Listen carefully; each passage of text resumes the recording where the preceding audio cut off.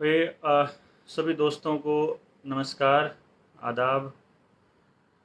Situation वाकई बहुत ज़्यादा चिंताजनक है और जिस मुद्दे पे बातचीत हो रही है उसको बहुत ज़्यादा सीरियसली लेने की ज़रूरत मुझे लगा महसूस हुई और इसलिए रात बिना किसी इन्फॉर्मेशन के मैं लाइव आया और पहले से कोई इत्तला भी नहीं दी थी आप सब दोस्तों को। लेकिन हालात वाकई देश के बहुत ख़राब होने वाले हैं। ये कोई आज का खेल नहीं है या कोई 2 दिन का या 4 दिन का या इन 2 सालों का या इन 6 सालों का नहीं है जो जिसमें ये सरकार मौजूदा सरकार अपने ऊपर राज कर रही है। लेकिन ये खेल इससे बहुत पुराना है। जिसके पास पैसा हो जाता है वो अपना अधिकार जताना ही चाहता है, वो मतलब कब्जा करना ही चाहता है, ताकत को हथियाना ही चाहता है और राज करना ही चाहता है, इसमें कोई शक नहीं है। लेकिन इतने माड़े हालात हो जाएंगे और इस तरह से एक फर्जी बीमारी को ला करके लोगों को इस तरह से गुलाम करने का षड्यंत्र रचा जाएगा, ये वाकई बहुत खतरनाक है। आप इस पूरे प्रकरण को गौर से देखने की कोशिश पता नहीं क्यों नहीं कर रहे, या फिर आप कर रहे हैं लेकिन आपको समझ नहीं आ रहा। एकमात्र लक्ष्य क्या रहा है पिछले 7 सालों में सरकारों का? जब ये फर्जी बीमारी नहीं आई थी मार्च 2020 से पहले, मार्च 2020 से पहले ही हमारी अर्थव्यवस्था -24.5% पे जा चुकी थी। ऑलरेडी हमारा देश बर्बादी की कगार पे खड़ा था। लेकिन उस वक्त भी हम सरकार से सवाल नहीं पूछ रहे थे।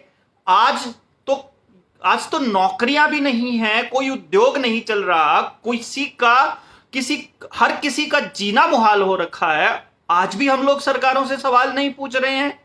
ये कितना कमाल का इशू है।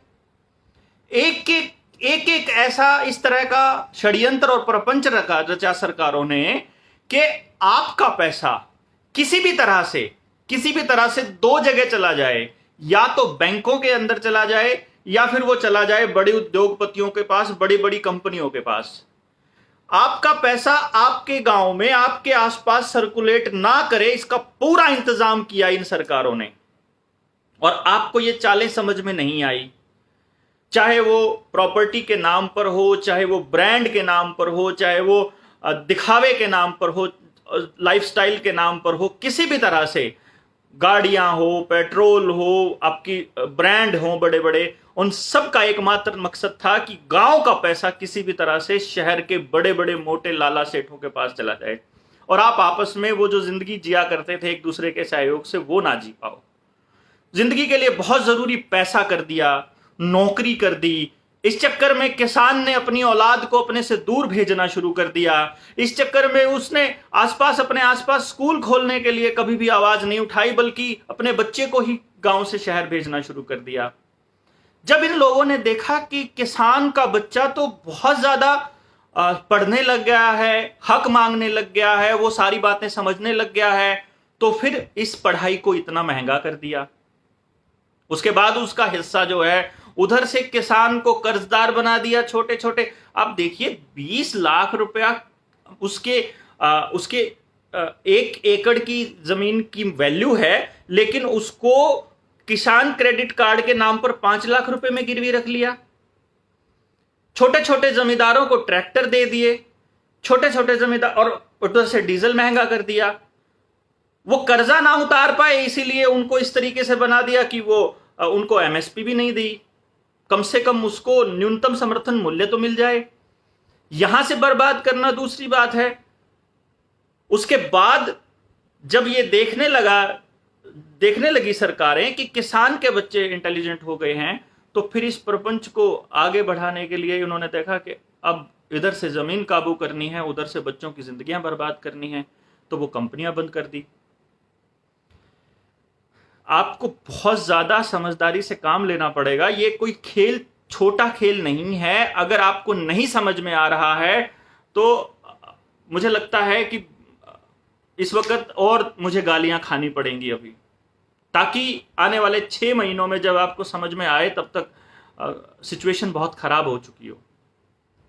आप लोगों के बीच जो नफरत का माहौल बनाया है, चाहे जातियों के नाम पर बनाया हो, चाहे धर्म के नाम पर बनाया हो, ये बड़ा सोच समझ कर बनाया है, चाहे पैसे के नाम पर बनाया हो। एकता के साथ हम लोग रहते थे, इकट्ठे हम लोग रहते थे तो बचे रहते थे। आज जिस तरह से हम लोग अलग थलग पड़े हुए हैं, मुझे नहीं लगता अब हम बचेंगे। आपको मालूम है 1800 करोड़ रुपया केंद्र की सरकार ने जारी किए हैं अभी अभी, कल ही परसों की खबर है ये। किस लिए? नई जेलें बन रही हैं। जो वैक्सीन नहीं लगवाएंगे उनके लिए, जो इनका ये फर्जी टीका नहीं लगवाएंगे उनके लिए नई जेल बन रही है। जिस प्रकार से हिटलर अपने विरोधियों के लिए जेल बनाया करता था, वैसे बन रही है। फिलीपींस के राष्ट्रपति ने धमकी दी है अपने लोगों को कि जो लोग ये टीका नहीं लगवाएंगे उनको जेल होगी।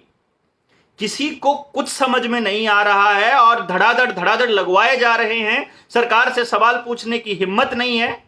वो आदमी जो अपने ही लोगों को, 2000 लोगों को, 2500 लोगों को चलती हुई ट्रेन में जिंदा जला दे, वो आदमी जिसकी कुर्सी लाशों के ढेर पर रखी हो, वो आदमी जो 24 घंटे झूठ बोलता है, उस मीडिया के सहारे जो 24 घंटे झूठ बोलता है, आपको लगता है वो आपकी सेहत के लिए कुछ करेगा? अगर आपको ऐसा लगता है तो आप गलतफहमी में हैं। मुझे अपने बच्चे की जिंदगी बर्बाद होती हुई साफ साफ नजर आ रही है। आपको नजर नहीं आ रही है क्या? घरों के अंदर पड़े बच्चे कितने ज्यादा एग्रेसिव हो रहे हैं, वो किस तरह से पॉर्न साइट्स के साथ अटैच हो रहे हैं, वो किस तरह से मोबाइल गेम के साथ अटैच हो रहे हैं। आपको नहीं दिख रहा है क्या? पढ़ाई के नाम पर किस तरह बर्बादी हो रही है, हमें नहीं दिखाई दे रहा है। और आप कुछ बोल भी नहीं रहे हैं। अरे कम से कम अपने जिलाधीश को, अपने डीसी को चिट्ठी ही लिख दो, एडिशनल चीफ कमिश्नर के नाम पे कमिश्नर के नाम चिट्ठी लिख दो, चीफ सेक्रेटरी के नाम चिट्ठी लिख दो, एसीएस के नाम चिट्ठी लिख दो कि ये स्कूल खोले जाएं। अपने देश के अंदर लगभग 15-20 लाख बच्चा हर साल मरता है मालन्यूट्रिशन की वजह से और इलाज ना मिलने की वजह से। इस बार इन्होंने जो तीसरी वेव का जो बहाना बनाया हुआ है, ये उन मौतों को इस बीमारी का नाम देने वाले हैं और आप सच मान लोगे। मतलब कमाल की बात यह है कि हम सच मान लेंगे। गांव के लोगों को कैसे बर्बाद किया जा रहा है। 7 महीने से किसान बैठा हुआ है बॉर्डरों पे, और वो लोग जो पब्लिक डिस्ट्रीब्यूशन सिस्टम से जो सस्ता अनाज लेते हैं, उनको नजर नहीं आ रहा कि वो तुम्हारी लड़ाई भी लड़ रहे हैं। जो 40% नौकरियां खेती के साथ डायरेक्टली कनेक्टेड है, उनको समझ नहीं आ रहा कि वो उनकी लड़ाई भी लड़ रहे हैं। स्कूल बर्बाद कर दिए, स्कूलों की जमीन सरकार अपने नाम कर रही है। जिस प्रकार से सारे के सारे सरकारी संस्थान बेच दिए, वैसे ही ये लोग ये भी बिकेंगे। 10 लाख करोड़ उन बड़े उद्योगपतियों का माफ कर दिया, किसान का कर्जा माफ नहीं करेगा। क्यों? क्योंकि जमीनें नहीं हथिया सकते। अगर किसान का कर्जा माफ कर दिया तो उनके ऊपर तो उनको कनेक्शन भी नहीं देंगे बिजली के, और अगर वो उसका इस्तेमाल करता है तो उसके ऊपर जुर्माना भी इतना भारी ठोक देंगे कि उनका पैसा सारा कुछ निकल जाए। जेब से निकाल करके पैसा उन बड़े बड़े उद्योगपतियों की जेब भरनी है, क्योंकि बिजली तो प्राइवेटाइज करनी है। तो वो पैसा कहां जाएगा? प्राइवेट इंस्टीट्यूशंस पे जाएगा, यानी उन्हीं लोगों के पास पैसा जाएगा। बैंक में भी जाएगा तो भी उन्हीं लोगों के पास जाएगा। अगर बिजली कंपनियों के पास जाएगा तो भी उन्हीं लोगों के पास जाएगा। गैस कंपनी के पास जाएगा तो भी उन्हीं लोगों के पास जाएगा। आने वाले वक्त में पानी को भी खरीदना पड़े, अब ऑब्वियसली खरीद भी रहे हैं हम लोग, पानी का बिल दे ही रहे हैं, पीने के पानी का भी। शहरों में जो रहने वाले लोग हैं, गांव वाले भी लग जाएंगे थोड़े दिनों में। आपको शायद मालूम नहीं है कि गैस नहीं मिलेगी आपको आने वाले वक्त में, अगर ये टीका नहीं लगवाएंगे तो। आपको मेट्रो में नहीं जाने दिया जाएगा, आपको बसों में नहीं जाने दिया जाएगा, आपको सरकारी किसी डिपार्टमेंट में नहीं जाने दिया जाएगा, आपको किसी भी सुविधा का लाभ नहीं लेने देंगे अगर ये टीका नहीं लगवाओगे तो। और टीका लगवाओगे तो आप कंट्रोल कर दिए जाओगे। आपने देखा होगा थोड़े दिनों पहले कुछ लोगों को, अगर आपको नहीं कोई डाउट है तो आप मेरे मैसेंजर पे या मेरे व्हाट्सएप पे मांग लीजिए, मैं आपको वो वीडियोस दिखा दूंगा जब वो टीका लगने के 2 दिन के अंदर अंदर उनकी बॉडी के अंदर मैग्नेटिक इफेक्ट आ गया है। मैग्नेटिक इफेक्ट तब तक नहीं आएगा जब तक बॉडी के अंदर कोई करंट पास नहीं होगा। तो ऐसा कौन सी चीज जो है इस टीके के अंदर कि आपकी बॉडी मैग्नेटिक इफेक्ट के साथ आ रही है, आपको हार्ट अटैक्स आ रहे हैं, आपके क्लॉट्स बन रहे हैं, आप बीमार हो रहे हो, लकवा मार रहा है। हमारे ऊपर टेस्टिंग हो रही है, ट्रायल चल रहा है, सारी कंपनियां अपनी आरटीआई में बता चुकी हैं कि अभी ट्रायल चल रहा है, और फिर भी धड़ाधड़ पागलों की तरह लगवाए जा रहे हैं। ये जो भर्तियां निकली हैं, आपको क्या लगता है कि आपको भर्ती करने के लिए ये लोगों ने भर्तियां निकाली हैं, जो हरियाणा स्टाफ सिलेक्शन कमीशन ने निकाली हैं? ये आप लोगों को टीके ठोकने के लिए, आपकी पूरी जवान पीढ़ी को बर्बाद करने के लिए लगाए हैं। जो सरकार लोगों के लिए है ही नहीं, उस सरकार के किसी फरमान को मान क्यों रहे हैं हम? जबरदस्ती के फरमान लागू किए हुए हैं। हमारा पैसा, हमारे संसाधन, हमारी जमीनें, हमारी जिंदगी और कंट्रोल ये लोग करेंगे। हम लोगों को क्यों नहीं समझ में आ रहा है कि हम आजाद भारत में रहते हैं, और ये गुलामी वाली फीलिंग आपको नहीं समझ आ रही। मैं तो शुक्रगुजार हूं इस किसान आंदोलन को लीड करने वाले उन नेताओं का, और वहां बैठे हुए हर उस आदमी का, और उसको समर्थन देने वाले हर इंसान का, जो इस देश को गुलाम होने से बचा रहा है। आपको शायद मालूम नहीं है, आसाम के अंदर सेना उतर आई है टीका लगवाने के लिए। सेना आने वाले वक्त में अगर ये किसान नहीं बैठे होंगे तो आप लोगों के ऊपर भी जबरदस्ती यही काम होने वाला है। अगर अभी भी बचेंगे, अगर अभी भी बचना है तो एकमात्र रास्ता है बड़े व्यापक स्तर पर असहयोग आंदोलन, व्यापक स्तर पर इनकी हर उस आदेश की अवहेलना। अपने स्कूलों को अपने आप खोल लो, गांव की पंचायतों को साफ साफ फरमान जारी कर दिया जाए कि सरकार के नाम जमीन ट्रांसफर ना करे, स्कूलों की, उनके बिजली घरों की, सरकारी अस्पतालों की, जो डंगरों के अस्पताल हमारे गांव में बने हुए हैं। अदरवाइज आने वाले समय में वो सब बिकेंगे। जिसने छोटे लोन लिए हुए हैं वो तो या तो मरेंगे या उनकी जमीनें बिकेंगी। आप इस चाल को समझिए। ये लोग केवल और केवल आपको बर्बाद करने के लिए खड़े हैं। अगर आपको इनकी चालें नहीं समझ में आ रही तो मुझे लगता है कि फिर हमें लोगों को आत्महत्या कर लेनी चाहिए। पढ़े लिखे लोग अंधभक्ति में इस तरह से डूबे हुए हैं कि वो ये सुनने को तैयार नहीं है कि इस आदमी ने देश को बर्बाद कर दिया है और आगे भी कर रहा है। इतना क्रिमिनलाइजेशन होता है क्या देश का? जो लोग बलात्कार के केस में अंदर बैठे थे उनको तो बाहर छोड़ रहे हैं, और जो लोग इनका विरोध कर रहे हैं उनके लिए नई जेलें तैयार हो रही हैं। भारत सरकार की आरटीआई, भारत सरकार ने जवाब दिया है कि ये टीका जो है ये स्वैच्छिक है, मैंडेटरी नहीं है, लेकिन फिर हर चीज के अंदर इसको क्यों घुसाया जा रहा है? आप लोग क्यों नहीं आवाज उठा रहे? आप क्यों डीसी को चिट्ठी नहीं लिख रहे हैं? आप लिखिए, अपनी वॉल पर बोलिए। किसी की नौकरी नहीं बचने वाली है, सब मरेंगे। बैंक कोलैप्स होने वाले हैं। बैंकों में किसी का पैसा है तो वहां से निकलवा करके अपने सोने चांदी में इन्वेस्ट कर लीजिए, अपने घरों में वो चीज रख लीजिए जो खत्म ना हो। आपके घरों में घुसकर मारने वाले हैं ये लोग। और मैं बिल्कुल सच्चाई के साथ, यकीन के साथ कह रहा हूं कि ये एहसास आप लोगों को भी है कि ये घरों में घुसकर मारेंगे। और मुझे नहीं लगता कि आप लोगों को एहसास नहीं है कितनी जबरदस्ती हो रही है। आप देखिए, नौकरी पेशा लोगों को जबरदस्ती कह रहे हैं कि टीका लगवाओ। हम जब उन लोगों से बोलते हैं, मेरे पास फोन आया कि भैया टीका लगाने के लिए मेरा बॉस जबरदस्ती कर रहा है। मैंने कहा कुछ मत करो, उस बॉस को एक मेल लिख दो, एक चिट्ठी लिख दो कि अगर इसका कोई साइड इफेक्ट होता है तो जिम्मेदार कौन होगा, जबकि हमें यह मालूम है कि ये ट्रायल पे चल रहा है। और जब वो चिट्ठी लिखता है अपने बॉस को कि इसका जिम्मेदार कौन होगा, तो उसके बाद बॉस कहना बंद कर देता है कि टीका लगवा लो। लेकिन वो ऊपर जरूर चिट्ठी भेजता है।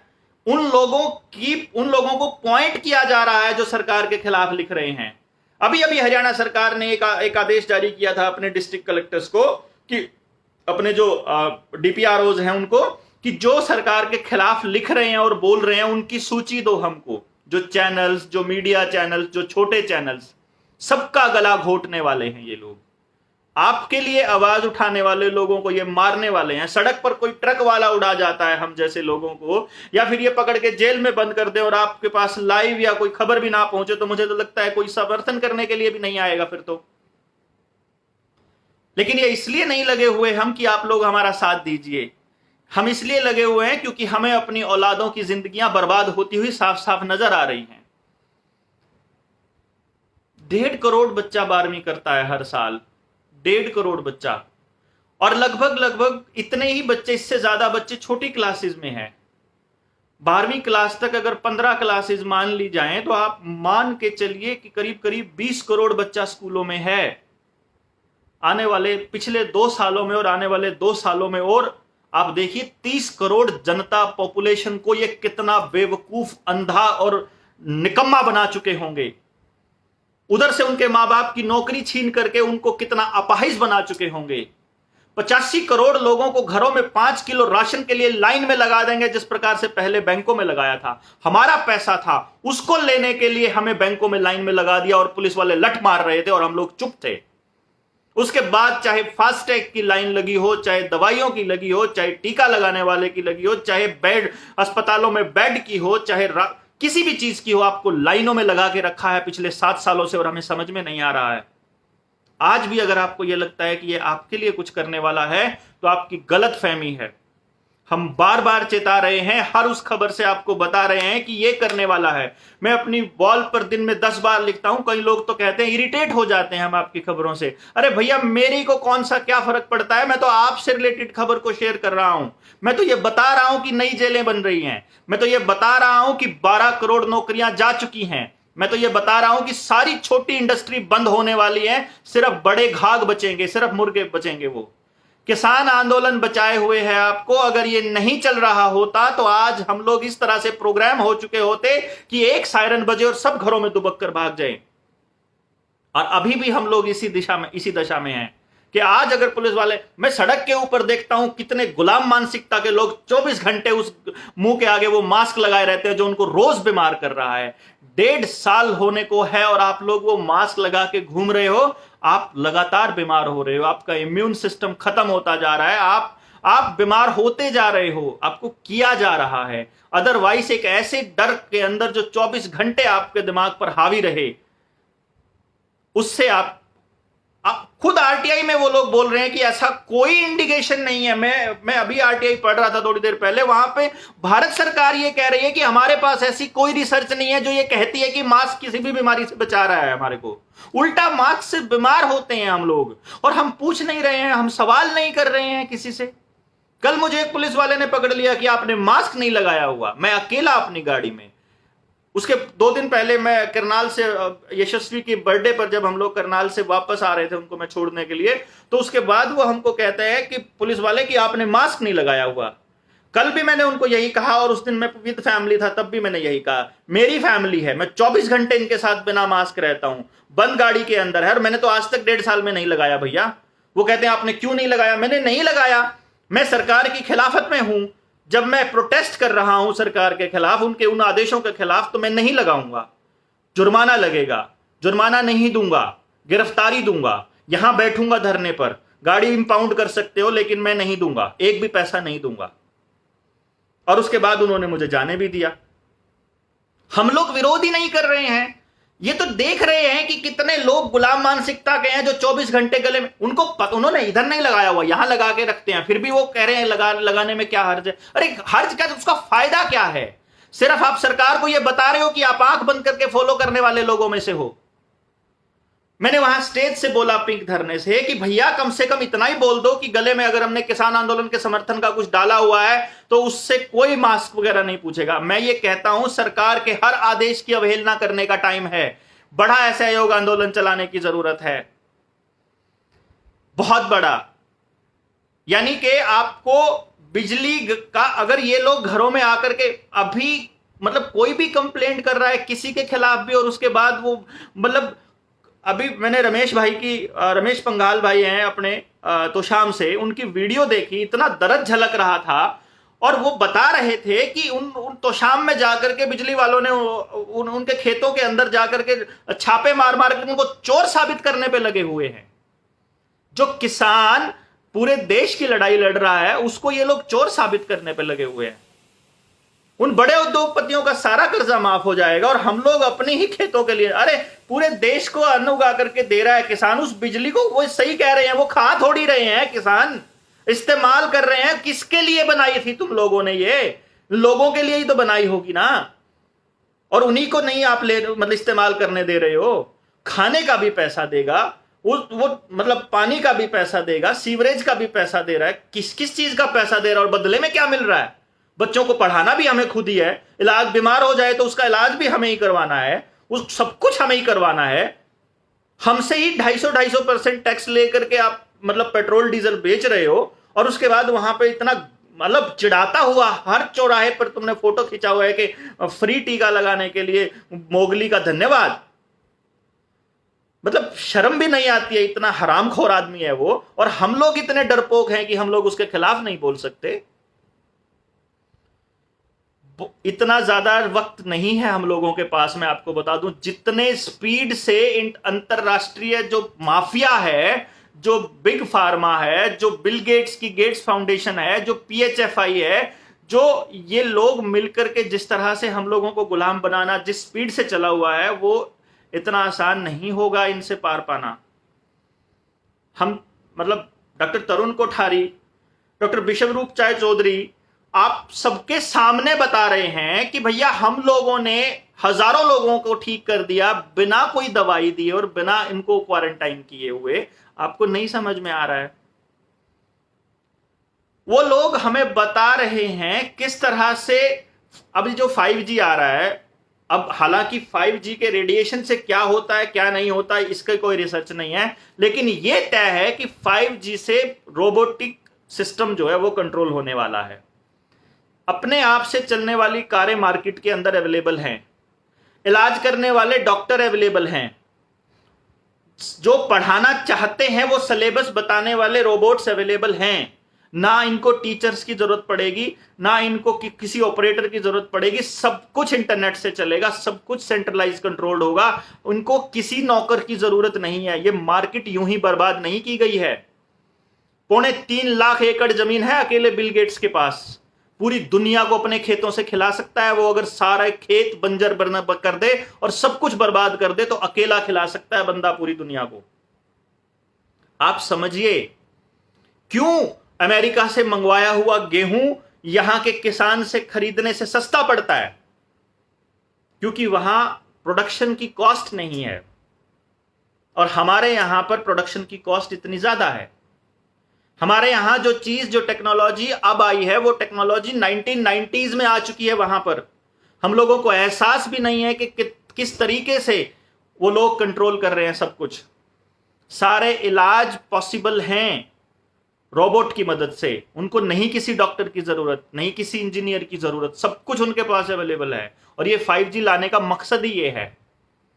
ये नौकरियां वापस नहीं आने वाली हैं, किसी को नहीं मिलने वाली हैं। जो ये हरियाणा स्टाफ सिलेक्शन कमीशन जो नौकरियां निकाल के डंडा दे रहा है ना रोज की रोज पुलिस वालों को, और उनको, इनका मकसद सिर्फ टीका लगा करके उन लोगों को बर्बाद करने का है। ये ट्रायल चल रहा है पूरी जनता के साथ।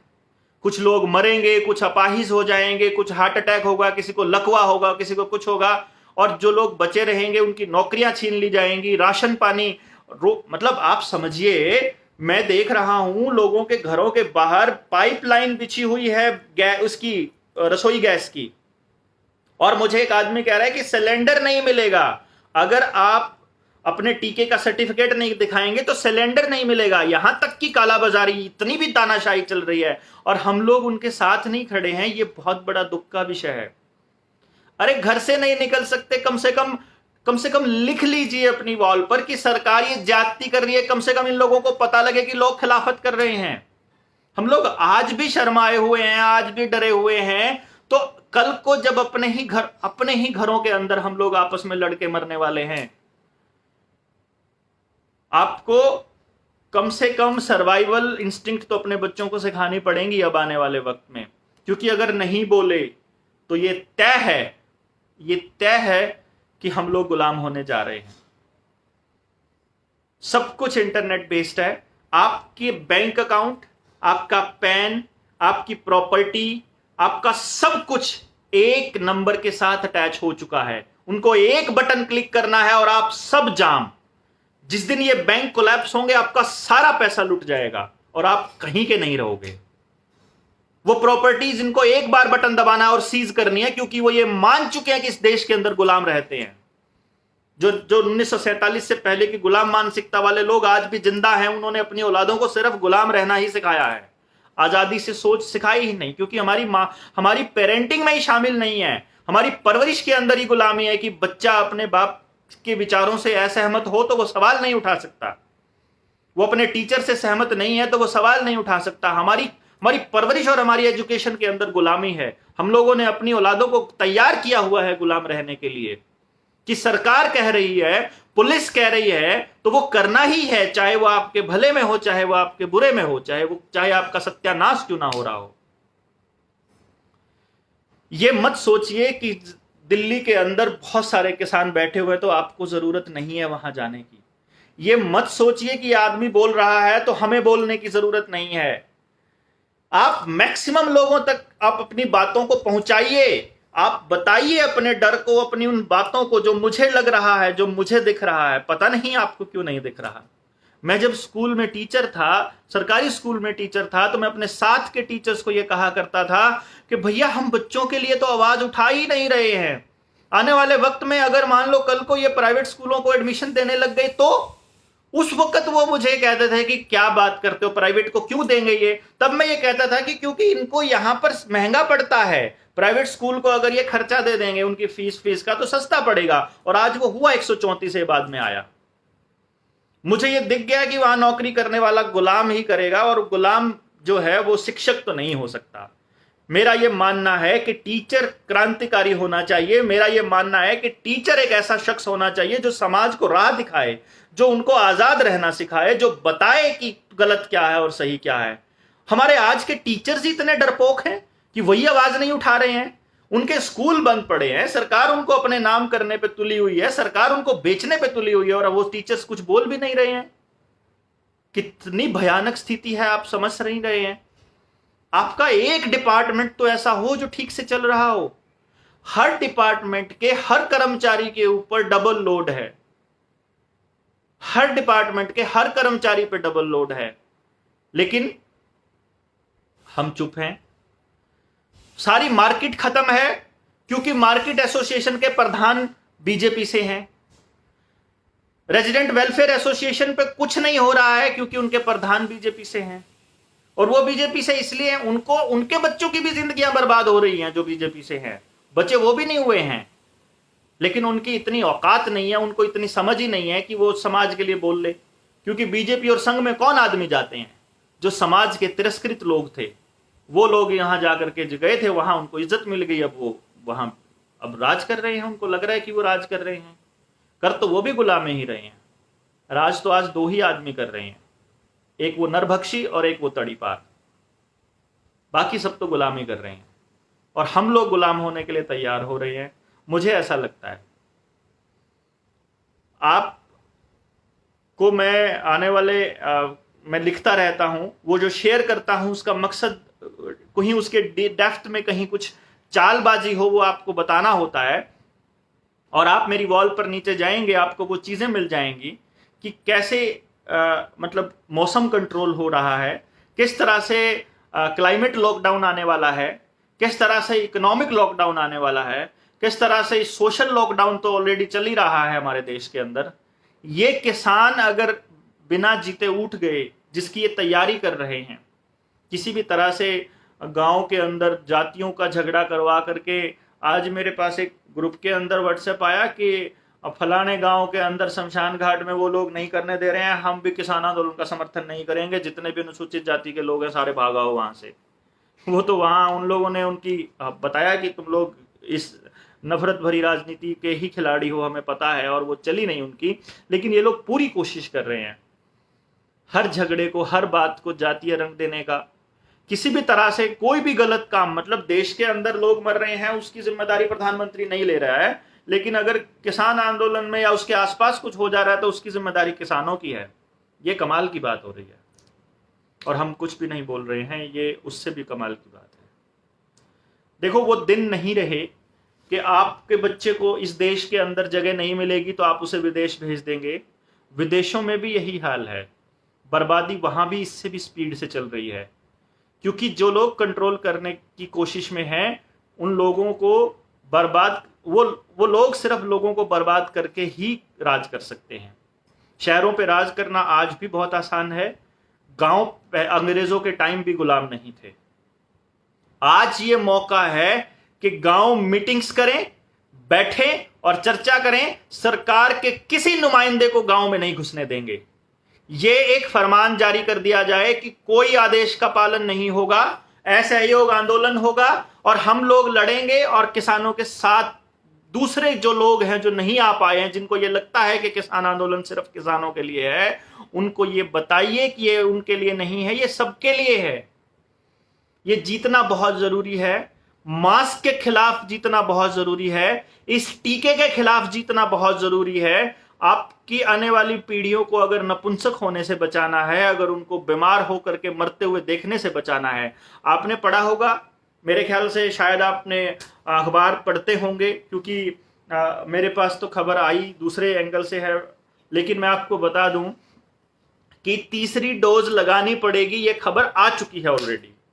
इसके बाद बूस्टर्स लगवाने पड़ेंगे, ये खबर आ चुकी है ऑलरेडी, मेरी वॉल पर नीचे आपको मिल जाएगी। क्यों लगाने पड़ेंगे आप सोचिए? क्योंकि आपका इम्यून सिस्टम खत्म होने वाला है, वो 5G से कंट्रोल होने वाला है।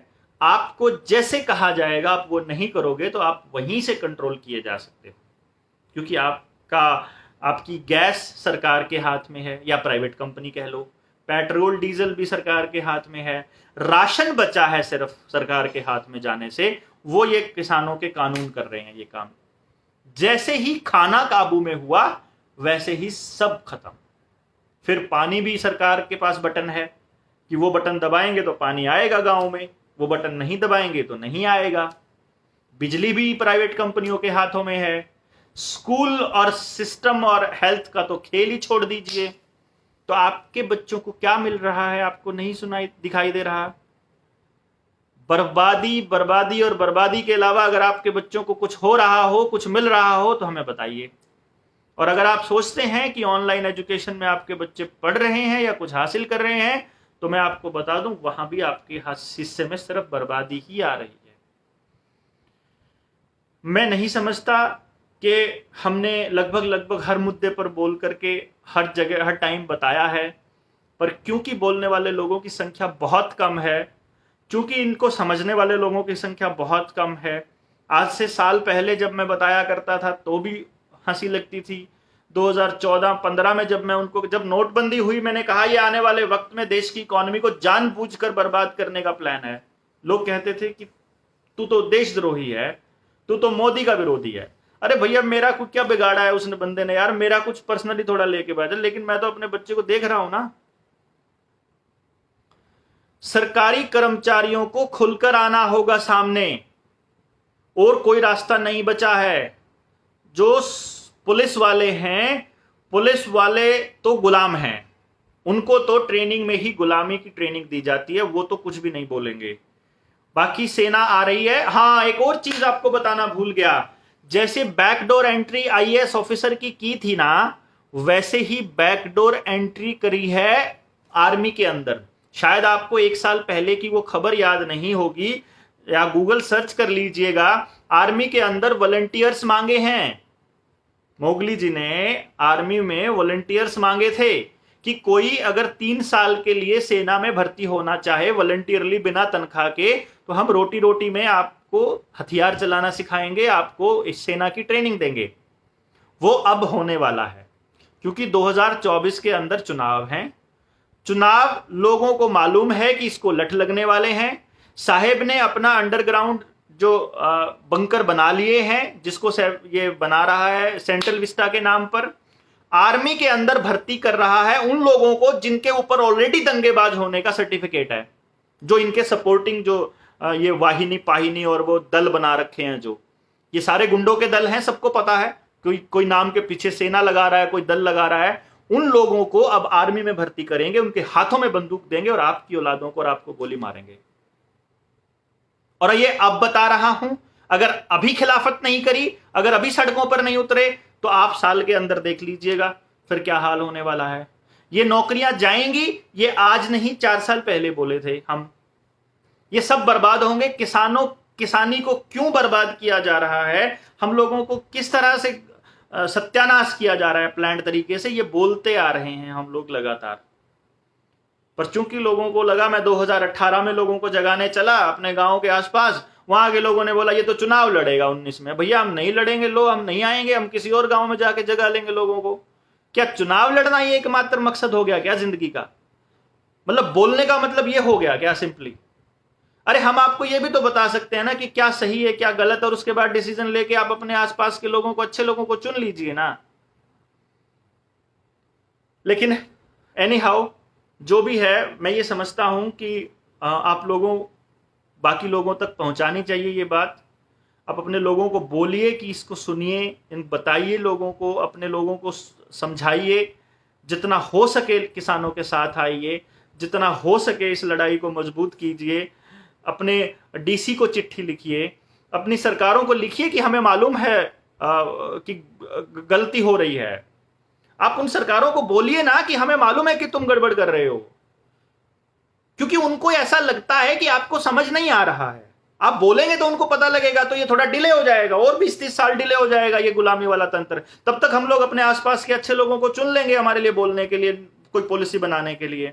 ये तो आज का थोड़ी चल रहा है, ये तो सोनिया गांधी 1996 में पीएचएफआई को लेकर के आया था, जिसने PPP का मॉडल एंटर किया था, पब्लिक प्राइवेट पार्टनरशिप,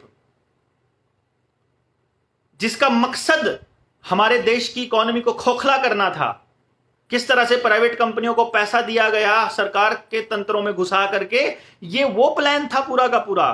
कहीं आप ये सोच रहे हो जिस तरह से राहुल गांधी इस टीके लगाने के लिए उत्सुक नजर आ रहे हैं, वो जो बड़े चोर हैं उनकी नजरों में आने के लिए, ये मत समझिएगा कि ये राहुल गांधी कोई मतलब, राहुल गांधी की मां ने तो सारा सत्यानाश किया हुआ है। शुरुआत ही उन लोगों ने की हुई है हमारे लोगों को गुलाम करने के लिए।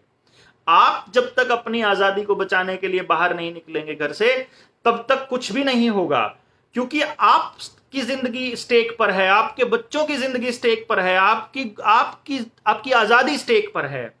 इसीलिए आपको निकलना पड़ेगा। हर जीव जंतु अपनी औलादों को बचाने के लिए अपनी जान की बाजी लगाता है। मैं अपने बच्चे को अच्छा समाज देने के लिए समाज के अंदर हूं, और मैं उस कोशिश में लगातार लगा हुआ हूं। अगर आपको यह लगता है कि मैं सरकार के खिलाफ बोल के बकवास कर रहा हूं, तो बेशक आप मेरा साथ मत दीजिए।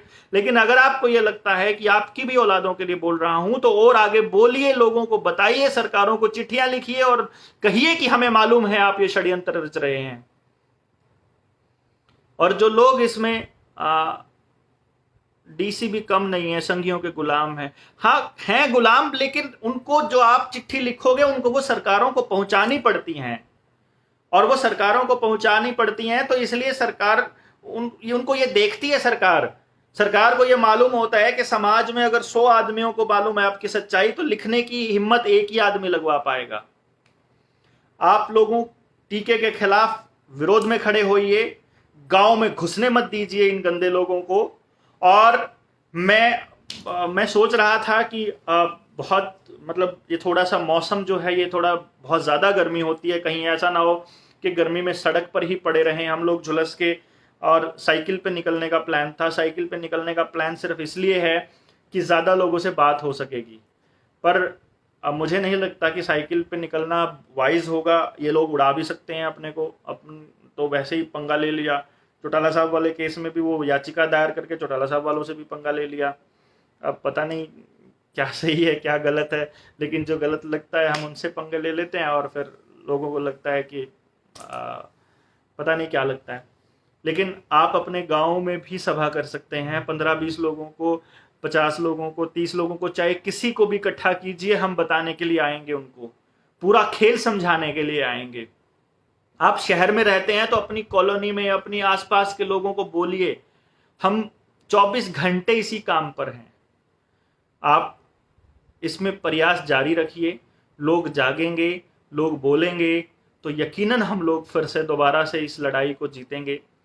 और सर्वाइवल की लड़ाइयाँ कॉन्टिन्यूसली हमें लड़नी ही होती हैं। और रमेश भाई बोल रहे हैं कि आपकी सच्चाई का रास्ता जेल तो नहीं। हमारा तो जेल ही होना है भैया, या जेल होना या कब्र होना है, और तो क्या करेंगे हम लोग।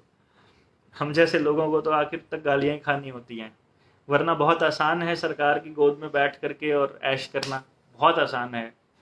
हमारा एक भाई आजकल OSD बना भी हुआ है, मतलब उससे पूछा तो वो कहता है हमें तो खट्टर साहब की सेवा करनी है, पर्सनल सेवा, पता नहीं किसको कहता है वो।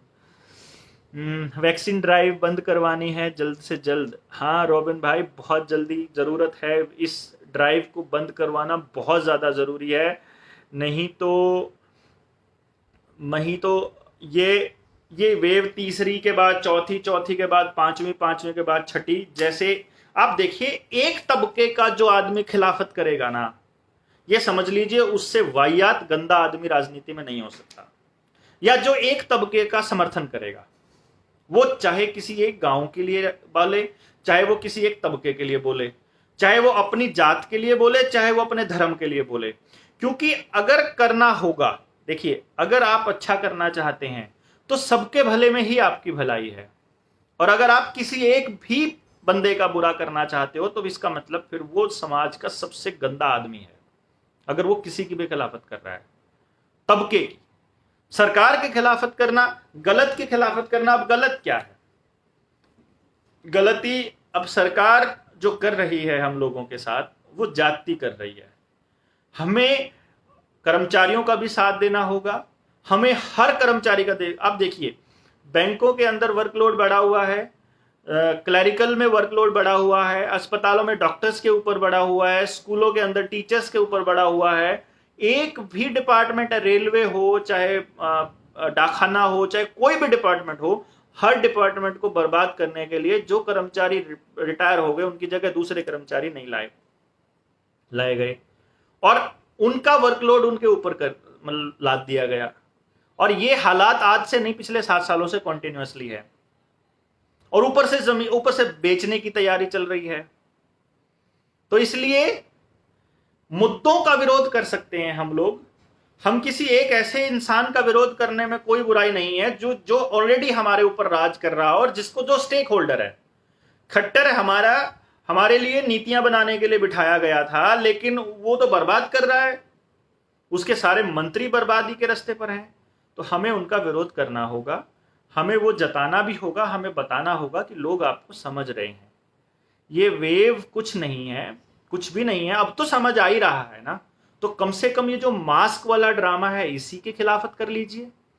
कम से कम जो ये टीके लगाने वाला है अपने गांव में मत घुसने दीजिए किसी को। जो ये स्टाफ सिलेक्शन कमीशन के अंदर जो ड्रामा चल रहा है इसकी खिलाफत थोड़ा बड़े लेवल पे कर लीजिए।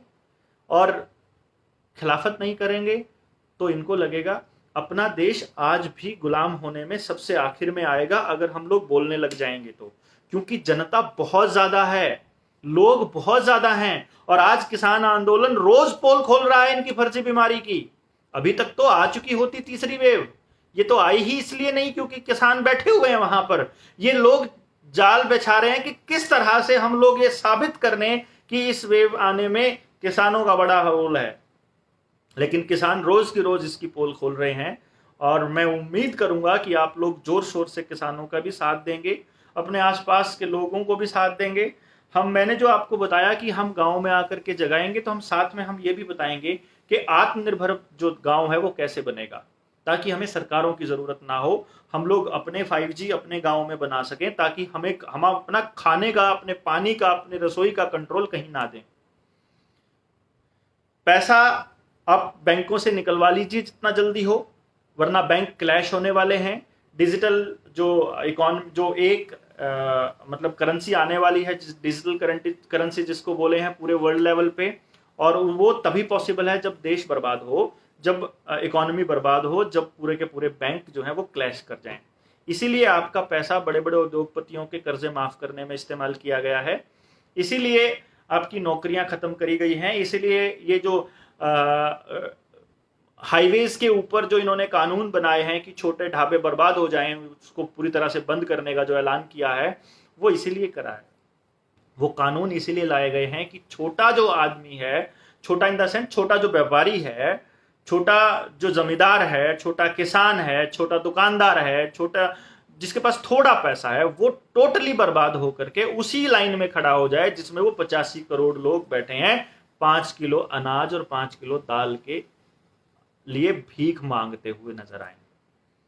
आपका खाना, आपका पानी, आपका राशन, आपकी रसोई गैस अगर इनके हाथों में होगी तो आप किसके सहारे जिएंगे? ये समझाने की जरूरत है क्या किसी को? ये तो सिंपल सिंपल कैलकुलेशन है कि जो आपकी रोटी को कंट्रोल करेगा वही आपको कंट्रोल करेगा। आज आपका डीडीओ वही तो कंट्रोल करता है आपको, जो आपको तनख्वाह दे रहा है।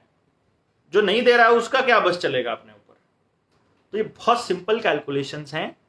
अगर आपको इस बर्बादी की कैलकुलेशन नहीं समझ आ रही है, 24 का इंतजार मत कीजिए। 24 नहीं आने वाली है। 24 तक तो सेना के हाथ में होगा पूरा देश।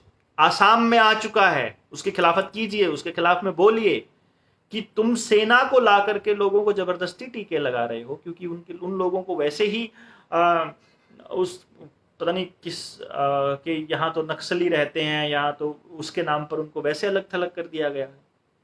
ऐसे ही तम जब पश्चिमी बंगाल में करेंगे तो वहां रोहिंग्या आ जाएगा। फिर यूपी के अंदर जब ड्रामा चलेगा तो यहाँ तो धर्म जात चल ही रहा है पिछले कुछ दिनों से। वहां तो इन इलेक्शन से पहले भी और आने वाले 2022 के चुनाव से पहले भी आतंकी भी आ जाएंगे। फिर टेलीविजन को पूरा ब्लैकआउट क्यों नहीं कर रहे हैं हम लोग, समझ में नहीं आ रहा।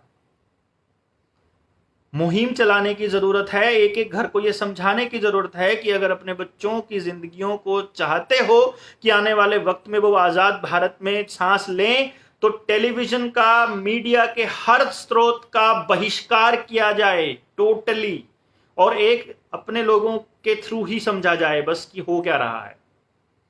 क्योंकि ये लोग आपको टोटली बर्बाद करने के रास्ते पर हैं, और जितना जल्दी आप इसको समझ जाएंगे उतना बढ़िया रहेगा।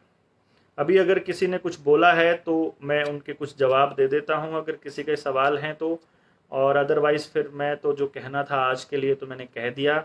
लेकिन किसानों के साथ खड़े होइए, गाँव के अंदर पूरे गाँव के गाँव खड़े होकर के लोगों को जगाइए और इकट्ठे हो जाइए। सरकार के अमला अगर गांव में आता है कोई छापा मारने, कोई बिजली का छापा मारने, तो उसके खिलाफ खड़े हो जाइए लठ लेकर के कि किसी को हाथ नहीं लगाने देंगे। और सरकार के हर आदेश की अवहेलना करने का वक्त है। अब सिर्फ और सिर्फ असहयोग आंदोलन और सविनय अवज्ञा आंदोलन का टाइम है। अभी कुछ बातें हैं जो बाकी के जवाब मैं दे ही चुका हूं लगभग। बाकी आप सभी लोग साथ हैं, जो कह रहे हैं हम आपके साथ हैं, बहुत बहुत धन्यवाद। बिल्कुल ठीक कह रहे हो जी। ये सिर्फ और सिर्फ इस कुछ ही चुनिंदा लोगों के ढाबे और होटल खोले रखने हैं। बिल्कुल ठीक है। आप बोलिए, लिखिए और सरकार को बताइए कि आप इस चाल को समझ रहे हैं। इतना ही बहुत है इनके फैसले डिले कराने के लिए। और किसानों के साथ कंटिन्यूअसली जुड़े रहिए। आप क्या कर सकते हैं, आपके पास क्या है? अगर आपके पास लिखने की कला है तो उसमें मदद कर सकते हैं, कंप्यूटर की कला है तो उसमें मदद कर सकते हैं। जैसे भी हो, इकट्ठे होकर के सरकारों से अपनी आज़ादी वापस छीनने का वक्त है। यही दौर है, आप अपने बच्चों को बचा सकते हैं। आने वाले वक्त में आज़ादी की सांस के लिए लड़ाई लड़ सकते हैं। Thank you very much.